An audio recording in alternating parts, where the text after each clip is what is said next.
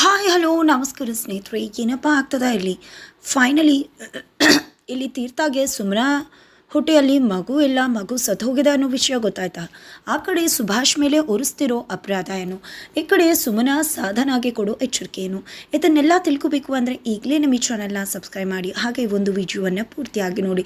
ಇಲ್ಲಿ ಯಾವಾಗ ಕೇಶವ ಪ್ರಸಾದ್ ಅವರು ತನ್ನ ಸೊಸೆ ತುಂಬಾ ಯೋಚನೆ ಮಾಡ್ತಿದ್ದಾಳೆ, ಅವಳು ತುಂಬಾ ನೊಂದ್ಕೊಂಡಿದ್ದಾಳೆ, ಯಾವುದ್ರ ಬಗ್ಗೆ ಯೋಚನೆ ಮಾಡ್ತಿದ್ದಾಳೆ, ಇದರಿಂದ ಅವಳ ಆರೋಗ್ಯದ ಮೇಲೆ, ಮಗು ಆರೋಗ್ಯದ ಮೇಲೆ ಪರಿಣಾಮ ಬೀರ್ಬೋದು. ಇಂಥ ಸಮಯದಲ್ಲಿ ತನ್ನ ಸೊಸೆ ಖುಷಿಯಾಗಿರಬೇಕು, ಅವಳಿಗೆ ಯಾವುದೇ ರೀತಿ ನೋವಾಗಬಾರ್ದು ಅಂತ ಆಲೋಚನೆ ಮಾಡ್ತಾರೆ. ನಂತರ ತೀರ್ಥ ಹತ್ರ ಬಂದು, ಏನಪ್ಪ ನೀನು ಹೆಂಡತಿ ನೋಡ್ಕೋಬೇಕು ಚೆನ್ನಾಗಿ ಅಂತ ಗೊತ್ತಿಲ್ವಾ, ಹೆಂಡತಿ ಆಸೆ ಕನಸುಗಳು ಏನು ಅಂತ ತಿಳ್ಕೋಬೇಕು. ಇಂಥ ಸಮಯದಲ್ಲಿ ಸಾಕಷ್ಟು ಬಯಕೆಗಳಿರುತ್ತೆ, ಅದನ್ನು ಗಂಡ ಜೊತೆ ಇದ್ದು ಪಕ್ಕಕ್ಕಿದ್ದು ಪೂರೈಸಬೇಕು. ಅದನ್ನೆಲ್ಲ ಮಾಡದೆ ನೀನು ಕೆಲಸ ಅಂತ ಹೋಗ್ತಿದ್ರೆ ನನ್ನ ಸೊಸೆಗೆ ನೋವಾಗುತ್ತೆ, ನನ್ನ ಮಗುಗೆ ತೊಂದರೆ ಆಗುತ್ತೆ. ಅದಕ್ಕೋಸ್ಕರ ಹೇಳ್ತಿದ್ದೀನಿ, ನನ್ನ ಸೊಸೆ ಬಗ್ಗೆ ಕಾನ್ಸಂಟ್ರೇಷನ್ ಮಾಡು, ಜೊತೆಗೆ ನಿನ್ನ ಹೆಂಡತಿನ ನೀನು ಚೆನ್ನಾಗಿ ನೋಡ್ಕೋಬೇಕು, ಮಗುನ ಕಾಳಜಿ ಮಾಡಬೇಕು, ಅವಳಿಗೆ ಏನು ಆಸೆ ಅದನ್ನು ಕೇಳಿ ಅದನ್ನು ಈಡೇರಿಸೋಕೆ ಮುಂದುವರಿ ಅಂತ ಹೇಳ್ತಾರೆ. ಹಾಗಾಗಿ ಈ ಕಡೆ ತೀರ್ಥ ಬಂದಿದ್ದೆ ಸುಮ್ನಾ ಬಳಿ ಬಂದು, ಅಪ್ಪ ನನ್ನನ್ನು ತುಂಬ ಚೆನ್ನಾಗಿ ತರಾಟೆಗೆ ತೊಗೊಂಡ್ರು, ಅವ್ರು ಮಾಡಿದ್ದು ಒಳ್ಳೇದಕ್ಕೇನೆ, ಖಂಡಿತ ನಾನು ಕೂಡ ಮಾಡಬೇಕಿತ್ತು, ಹೇಳಿ ನಿಮ್ಮ ವಿಷಯ ಏನು ಹೇಳಿ ಅಂತ ಕೇಳಿದಾಗ ಪ್ರಾರಂಭದಲ್ಲಿ ತನಗೆ ಯಾವುದೇ ರೀತಿ ಬಯಕೆ ಇಲ್ಲ ಅಂತ ಹೇಳ್ತಾಳೆ. ಬಿಕಾಸ್ ಅವಳು ಪ್ರೆಗ್ನೆಂಟ್ ಆಗಿಲ್ಲ.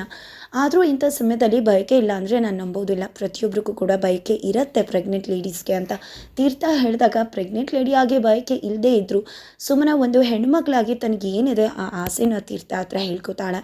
ಅದರಲ್ಲಿ ತುಂಬ ಆಸೆಗಳಿರುತ್ತೆ, ಎಲ್ಲ ಆಸೆಗಳನ್ನ ಕೂಡ ತೀರ್ಥ ಪೂರೈಸಬೇಕಾಗಿದೆ. ಅದರಲ್ಲಿ ಮೊದಲನೇ ಆಸೆ ದೇವಸ್ಥಾನಕ್ಕೆ ಹೋಗೋದು, ಗಂಡ ಹೆಂಡತಿ ಇಬ್ಬರು ಕೂಡ. ಹಾಗಾಗಿ ಈ ಕಡೆ ಗಂಡ ಹೆಂಡತಿ ಇಬ್ಬರು ಕೂಡ ದೇವಸ್ಥಾನಕ್ಕೆ ಹೋಗ್ತಿದ್ದಾರೆ. ಅವರು ದೇವಸ್ಥಾನಕ್ಕೆ ಹೋದಾಗ ಅಲ್ಲಿ ಗುರುಗಳಿರ್ತಾರೆ, ಗುರುಗಳ ಜೊತೆ ಇಬ್ಬರು ಕೂಡ ಮಾತಾಡ್ತಿದ್ದಾರೆ. ಆಗ ಗುರುಗಳು ತಾಯ್ತ ವಿಷಯ ಹೇಳ್ತಾರೆ, ನಾನು ಇವ್ರಿಗೆ ತಾಯ್ತ ಕೊಟ್ಟಿದ್ದೆ, ಆ ತಾಯ್ತ ಇದ್ದಷ್ಟು ದಿನ ಇವ್ರಿಗಾಗಲಿ ಇವ್ರ ಮಗುಗಾಗಲಿ ತೊಂದರೆ ಆಗೋದಿಲ್ಲ ಅಂತ ಹೇಳಿದ್ದೆ, ಆದರೆ ತಾಯ್ತ ಕಳೆದು ಹೋದರೆ ಮಾತ್ರ ಒಳ್ಳೇದಾಗೋದಿಲ್ಲ, ಜೊತೆಗೆ ನಾನು ಬೇಡ ಪೂಜೆಯಲ್ಲಿ ಹೋಗೋದು ಅಂತ ಹೇಳಿದ್ದೆ, ಆದರೆ ಅತ್ತೆ ಮತ್ತು ಸೊಸೆ ಇಬ್ಬರು ಕೂಡ ಸೇರಿಕೊಂಡು ಆಗಲೇಬೇಕು ಪೂಜೆ ಅಂತ ಹಠ ಮಾಡಿ ಹೋದರು, ಅಲ್ಲಿ ನನ್ನ ತಾಯ್ತ ಕೂಡ ಕೊಟ್ಟಿದ್ದೆ ಅಂತ ಹೇಳ್ತಾರೆ. ತಗೊಮ್ಮ ಈ ಒಂದು ವಿಭೂತಿನ ತಾಯ್ತಾಗೆ ಪ್ರತಿದಿನ ಹಚ್ಕೊ, ಖಂಡಿತ ಎಲ್ಲ ಒಳ್ಳೇದಾಗುತ್ತೆ ಅಂತಿದ್ದಾಗೆ ಸುಮ್ಮನೆ ಪ್ಯಾನಿಕ್ ಆಗ್ತಿದ್ದಾಳೆ. ಈ ಕಡೆ ತೀರ್ಥ ಸುಮ್ಮನೆ ನೋಡ್ತಿದ್ದಾರೆ. ನಿಜ ಹೇಳಬೇಕು ಅಂದರೆ ತೀರ್ಥ ಅವ್ರಿಗೂ ಕೂಡ ಗೊತ್ತಿತ್ತು ಸುಮ್ಮನೆ ಅವರು ತಾಯ್ತ ಕಳ್ಕೊಂಡಿದ್ದಾರೆ ಅಂತ, ಆದರೆ ಈಗ ಎಲ್ಲವೂ ಸರಿ ಹೋಗಿದೆ ಅಲ್ವಾ ಅಂತ ಕೂಡ ಹೇಳಿದರು. ಫೈನಲಿ ಇಲ್ಲಿ ಪುರೋಹಿತರು ಗುರುಗಳು ಕೂಡ ಹೇಳಿ ಆ ತಾಯ್ತಾಗೆ ಈ ಬೂದಿನ ಹಚ್ಕೊ ಅಂತ ಹೇಳ್ತಿದ್ದಾರೆ, ವಿಭೂತಿನ. ಆದರೆ ಆಗ ಸುಮ್ಮನಾಗೆ ನೆನಪಾಗೋದು, ಅವತ್ತು ರೌಡಿಗಳು ಗೀತಾ ಮತ್ತು ಅವಳನ್ನ ಎಳ್ಕೊಂಡು ಹೋಗಬೇಕಾದ್ರೆ ಅವಳು ಆ ತಾಯ್ತನ ಕಳ್ಕೊಂಡಿದ್ದು. ಆ ಕ್ಷಣ ನೆನಪಾಗುತ್ತೆ, ಗಾಬರಿ ಆಗ್ತಾಳೆ, ವಿಭೂತಿನ ಹಾಗೆ ಇಟ್ಕೊಂಡಿದ್ದಾಳೆ. ಏನಮ್ಮ ಕೈಯಲ್ಲೇ ವಿಭೂತಿ ಇಟ್ಕೊಂಡಿದ್ಯಲ್ಲ, ತಾಯ್ತಾಗ ಹಚ್ಚು ಅಂತ ತಾನೇ ಹೇಳಿದ್ದು, ಹಚ್ಚು ಅಂತಿದ್ದಾಗೆ ಈ ಕಡೆ ಅದು ಗುರುಗಳ ಆ ತಾಯ್ತನ ನಾನು ಕಳ್ಕೊಂಬಿಟ್ಟೆ ಅಂತ ಹೇಳ್ತಾಳೆ. ಈ ಮಾತನ್ನು ಕೇಳಿದ್ದೆ ಗುರುಗಳಿಗೆ ಶಾಕ್ ಆಗಿಬಿಡುತ್ತೆ. ಬಿಕಾಸ್ ಗುರುಗಳಿಗೆ ಗೊತ್ತಿತ್ತು ಇವಳು ಜೀವನದಲ್ಲಿ ತೊಂದರೆ ಆಗತ್ತೆ, ಇವಳಿಗೆ ಮಗುಗೆ ತೊಂದರೆ ಆಗೋ ಸಾಕಷ್ಟು ಪ್ರಯತ್ನಗಳು ನಡೆಯುತ್ತೆ, ಖಂಡಿತ ಅದು ಯಶಸ್ವಿ ಆಗಬಹುದು, ಜೊತೆಗೆ ಅವಳಿಗೆ ತೊಂದರೆ ಆಗಬಹುದು, ಆ ಪರಿಣಾಮ ಅವಳ ಮೇಲೆ ಬೀರಬಹುದು ಅನ್ನೋ ಒಂದು ಅನುಮಾನ ಇರುತ್ತೆ. ಅದಕ್ಕೋಸ್ಕರನೇ ಗುರುಗಳು ಆ ತಾಯ್ತನ ಅವಳಿಗೆ ಒಂದು ಸೆಕ್ಯೂರಿಟಿ ಇರಲಿ, ಅದು ಒಂದು ಅವಳಿಗೆ ರಕ್ಷೆ ಇರಲಿ, ದೇವರ ರಕ್ಷೆ ಥರ ಅಂತ ಹೇಳಿ ಕಟ್ಟಿದ್ರು. ಅದಿರೋ ತನಕ ಅವಳಿಗೆ ಏನೂ ಆಗೋದಿಲ್ಲ ಅಂತ ಕೂಡ ಹೇಳಿದರು. ನಿಜವಾಗ್ಲೂ ಕೂಡ ಅದಿರೋ ತನಕ ಸುಮ್ಮನಾಗಿ ಏನೂ ಕೂಡ ಆಗಲಿಲ್ಲ. ಒಮ್ಮೆಲೆ ಅದು ಕಳ್ಚಿ ಬೀಳ್ತಿದ್ದಾಗೆ ಅವಳ ಮಗುಗೆ ತೊಂದರೆ ಆಯಿತು, ಅವಳು ಮಗುನ ಕಳ್ಕೊಂಡ್ಳು. ಆದರೆ ಇಲ್ಲಿ ಅವಳು ಆ ವಿಷಯ ಹೇಳ್ತಿಲ್ಲ, ಆದರೆ ತಾಯ್ತ ಕಳ್ಕೊಂಡಿದ್ದೀನಿ ಅಂಥದ್ದಾಗೆ ಗುರುಗಳಿಗೆ ಆತಂಕ ಆಗುತ್ತೆ, ಶಾಕ್ ಆಗುತ್ತೆ. ಆ ತಾಯ್ತ ಕಳ್ಕೊಂಡಿದ್ದೀನಿ ಅಂದರೆ ಖಂಡಿತ ಏನೋ ಘಟಿಸಿರಬೇಕು ಅನ್ನೋದು ಅವ್ರಿಗೆ ಅರ್ಥ ಆಗಿಬಿಡುತ್ತೆ. ಆದರೆ ಇಲ್ಲಿ ಸುಮ್ಮನೆ ಯಾವುದೇ ವಿಷಯನ ಕೂಡ ಹೇಳುವುದಿಲ್ಲ. ನಂತರ ಗುರುಗಳು ಆ ತೊಟ್ಟಿಲನ್ನು ಹೋಗಿ ಕಟ್ಟು ಬನ್ನಿ, ಅದರಿಂದಾಗಿ ಒಳ್ಳೆಯದಾಗತ್ತೆ, ನಿಮ್ಮ ಮಗುಗೆ ತೊಂದರೆ ಆಗೋದಿಲ್ಲ, ಒಳ್ಳೆ ರೀತಿ ನಿಮಗೆ ಮಗು ಹುಡುತ್ತೆ ಅಂತ ಹೇಳ್ತಾರೆ. ಹಾಗಾಗಿ ಇಲ್ಲಿ ತೀರ್ಥ ಅವರು ಕೂಡ ಹೋಗಿ ದೇವ್ರ ಹತ್ರ ನಮಸ್ಕಾರ ಮಾಡಿ ಆ ಒಂದು ಮರಕ್ಕೆ ಆ ತೊಟ್ಟಿಲನ್ನು ಕಟ್ಟೋಕ್ಕೆ ಮುಂದಾಗೋಕ್ಕೆ ಹೋಗಿರ್ತಾರೆ. ಆದರೆ ಸುಮ್ಮನೆ ಇಲ್ಲಿ ಗುರುಗಳ ಹತ್ರ ಇರ್ತಾಳೆ. ಗುರುಗಳು ಹಾಗೆ ಸುಮ್ಮನೆ ನಡುವೆ ಸಾಕಷ್ಟು ಮಾತುಕತೆ ಆಗುತ್ತೆ. ನಂತರ ಈ ಕಡೆ ಸುಮ್ಮನೆ ಕಣ್ಣೀರು ಹಾಕ್ತಿದ್ದಾಳೆ. ಜೊತೆಗೆ ತನ್ನ ಗಂಡ ತೊಟ್ಲು ಕಟ್ಟೋಕ್ಕೆ ಹೋಗಿದ್ದಾರೆ, ಆದರೆ ತನ್ನ ಹೊಟ್ಟೆಯಲ್ಲಿ ಮಗುನೇ ಇಲ್ಲ, ಆಲ್ರೆಡಿ ನಾನು ಮಗು ಕಳ್ಕೊಂಡಿದ್ದೀನಿ, ಆದರೆ ನನ್ನ ಗಂಡ ಎಷ್ಟು ಆಸೆ ಇಟ್ಟು ಹೋಗಿದ್ದಾರೆ ಅಂತ ಈ ಒಂದು ವಿಷಯ ಗುರುಗಳಿಗೂ ಕೂಡ ಗೊತ್ತಾಗ್ಬಿಡತ್ತೆ. ಏನಮ್ಮ ಹೇಳ್ತಿದ್ಯಾ, ಮಗು ಕಳ್ಕೊಂಬಿಟ್ಯಾ ಅಂದಾಗ, ಹೌದು ಗುರುಗಳೇ, ನನ್ನ ಮಗುನ ಕಳ್ಕೊಂಬಿಟ್ಟೆ ನಾನು, ಆ ತಾಯ್ತ ನನ್ನಿಂದ ಕಳ್ಚಿ ಬೀಳ್ತಿದ್ದಾಗೆ ನನ್ನ ನನ್ನ ಮಗು ನನ್ನ ಹೊಟ್ಟೆಯಲ್ಲೇ ಸತ್ತು ಹೋಯಿತು. ಆದರೆ ಈ ವಿಷಯನ ನಾನು ಯಾರಿಗೂ ಕೂಡ ಹೇಳಿಲ್ಲ, ಯಾಕಂದರೆ ಹೇಳೋ ಸಂದರ್ಭ ಇಲ್ಲ. ಮನೇಲಿ ಎಲ್ಲರೂ ಕೂಡ ನನ್ನ ಮಗುವಿನ ಮೇಲೆ ಆಸೆ ಕನಸುಗಳನ್ನೇ ಹೊತ್ತಿಟ್ಕೊಂಡಿದ್ದಾರೆ. ಆದರೆ ಒಮ್ಮೆಲೇ ಇದು ಮಗು ಇಲ್ಲ ಅಂತ ಗೊತ್ತಾಗ್ಬಿಟ್ರೆ ಅದನ್ನು ಸಹಿಸೋ ಶಕ್ತಿ ಅವ್ರಿಗೆ ಯಾರಿಗೂ ಇಲ್ಲ. ಜೊತೆಗೆ ನಮ್ಮ ಮಾವಂಗೆ ಹುಷಾರಿಲ್ಲ, ಅವ್ರಿಗೆ ವಿಷಯ ಗೊತ್ತಾದರೆ ಯಾವುದೇ ಶಾಕಿಂಗ್ ನ್ಯೂಸ್ ಕೂಡ ಹೇಳಬಾರ್ದು ಅಂತಿದ್ದಾರೆ. ಹಾಗಾಗಿ ವಿಷಯ ಗೊತ್ತಾದರೆ ಖಂಡಿತ ಅವ್ರಿಗೆ ಸಹಿಸ್ಕೊಳ್ಳೋಕ್ಕಾಗೋದಿಲ್ಲ. ಅದಕ್ಕೆ ನಾನು ಈ ವಿಷಯನ ಹೇಳ್ತಿಲ್ಲ. ಸಾಹೇಬರು ಕೂಡ ಅಷ್ಟೇ ಅಂತಿದ್ದಾಗೆ, ಆದರೂ ಕೂಡ ನೀನು ಈ ವಿಷಯ ಹೇಳಬೇಕಾಗತ್ತಮ್ಮ. ಎಷ್ಟು ದಿನ ಅಂತ ಮಗು ಇಲ್ಲ ಅನ್ನೋದನ್ನು ಬಚ್ಚಿಟ್ಟು ಮುಚ್ಚಿಡೋಕ್ಕಾಗತ್ತೆ? ಖಂಡಿತ ಅದು ಆದಷ್ಟು ಬೇಗ ಎಲ್ಲರೂ ಮುಂದೆ ತೆರೆದುಕೊಂಡ್ಬಿಡುತ್ತೆ. ಹಾಗಾಗಿ ನೀನೇನೇ ವಿಷಯನ ಹೇಳಿಬಿಡು ಅಂತ ಹೇಳ್ತಿದ್ದಾರೆ. ನಂತರ ಈ ಕಡೆ ತೀರ್ಥವ್ರು ಕೂಡ ಹೋಗಿ ಆ ಒಂದು ತೊಟ್ಟಿಲನ್ನು ಕಟ್ಟೋಕೆ ಹೋಗ್ತಾರೆ. ದೇವ್ರ ಹತ್ರ ಕೇಳಿಕೊಂಡು ತನ್ನ ಮಗುಗೆ ಯಾವುದೇ ರೀತಿ ತೊಂದರೆ ಆಗಬಾರ್ದು, ಸುಮ್ಮನೆ ಹಾಗೆ ಮಗುಗೆ ಆರೋಗ್ಯವಾಗಿರಬೇಕು, ಚೆನ್ನಾಗಿರಬೇಕು, ನನ್ನ ಮಗು ಒಳ್ಳೇದಾಗಬೇಕು ಅಂತ ಹೇಳಿ ಭಕ್ತಿಯಿಂದ ಅದನ್ನು ಕಟ್ತಾರೆ. ಭಕ್ತಿಯಿಂದ ಏನೋ ಕಟ್ತಾರೆ, ಆದರೆ ಒಮ್ಮೆಲೆ ಕಟ್ಟು ಬಂದು ಇನ್ನೇನೋ ಬರಬೇಕು ಅಷ್ಟರಲ್ಲಿ ಅದು ಕಳ್ಚಿ ಬಿದ್ದುಬಿಡತ್ತೆ. ತಕ್ಷಣ ಅದನ್ನು ನೋಡಿದ್ದೆ ತೀರ್ಥ ಅವರು ಪ್ಯಾನಿಕ್ ಆಗ್ತಾರೆ. ಈ ಒಂದು ವಿಷಯ ಸುಮ್ಮನೆ ಅವ್ರಿಗೇನಾದರೂ ಗೊತ್ತಾಗ್ಬಿಟ್ರೆ ಸುಮ್ಮನೆ ವಿನಾಕಾರಣ ಆತಂಕ ಪಟ್ಕೊಬಿಡ್ತಾರೆ. ಬೇಡ, ಈ ವಿಷಯ ಹೇಳೋದೇ ಬೇಡ. ಈ ರೀತಿ ತೊಟ್ಲು ಬಿದ್ದಿದೆ ಅಂತ ಗೊತ್ತಾದರೆ ಅಪಶಕುನ ಅಂತ ಈಗಲೇ ತುಂಬ ಯೋಚನೆ ಮಾಡ್ತಿದ್ದಾರೆ.